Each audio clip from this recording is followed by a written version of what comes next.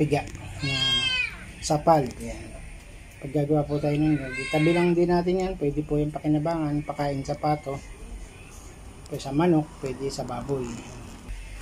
Ito na po, alaga lang po sa apoy. Yan. Pwede pong igatong yung bao. Tapos continuous lang yung halo. After few minutes po kanina, 5 minutes, ganito na po siya. Nababawasan na po yung volume niya ng sabaw. Dating sabaw niya hanggang dito.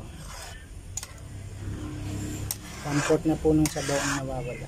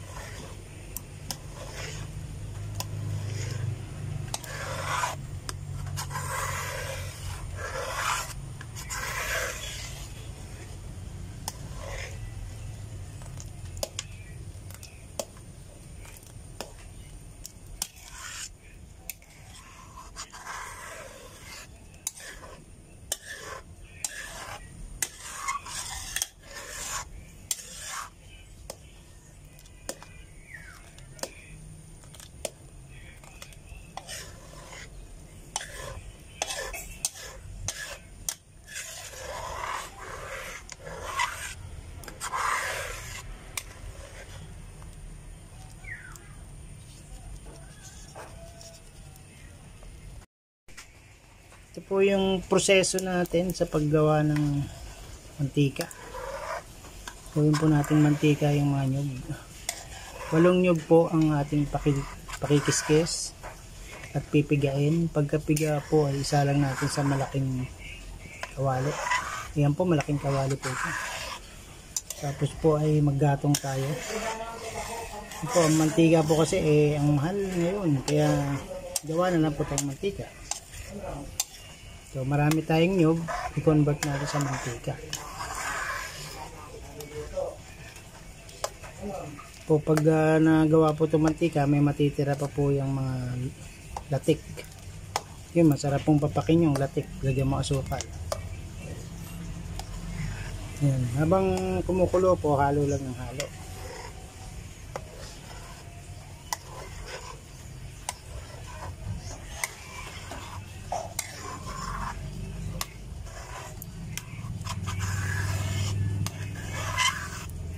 Ang 1 oras din po hanggang sa magmantika.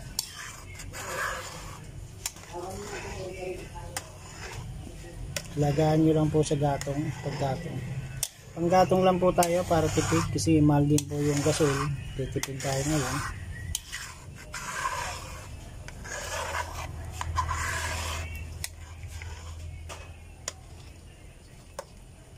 Yan po, nabubuo-buo na.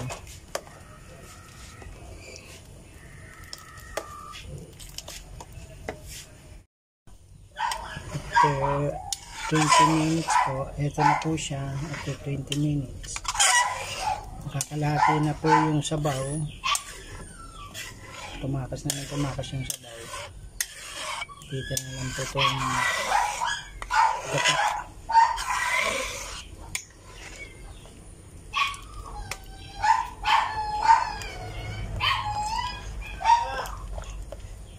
Oh,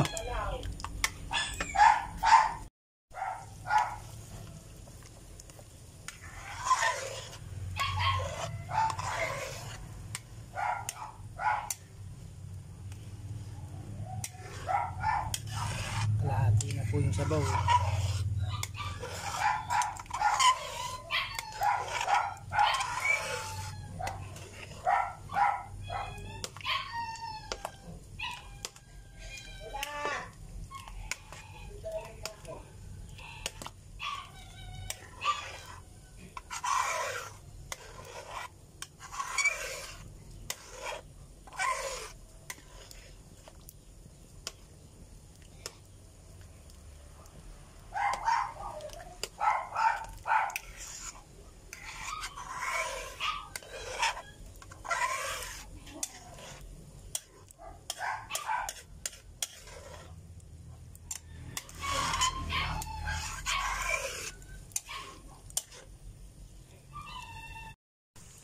Ito na po siya after 1 hour.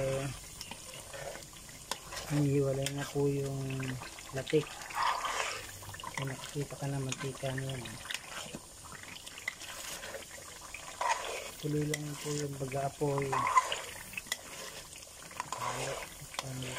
Tumikit sa kawali.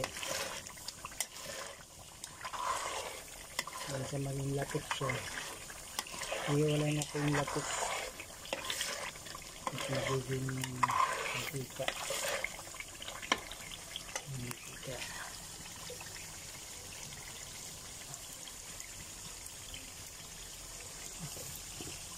Natin ang gatong.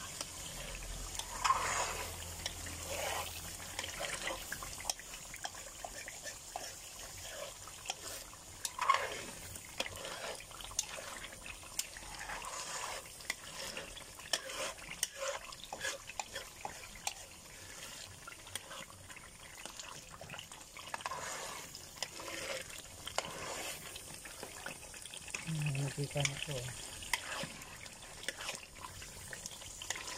Tututungin pa natin yung pinakalatik.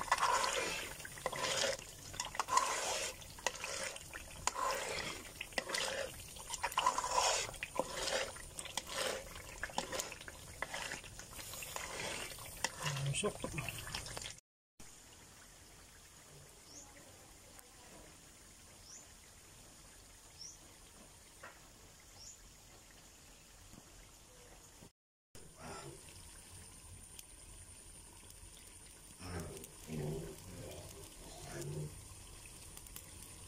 Na po ang na-separate natin na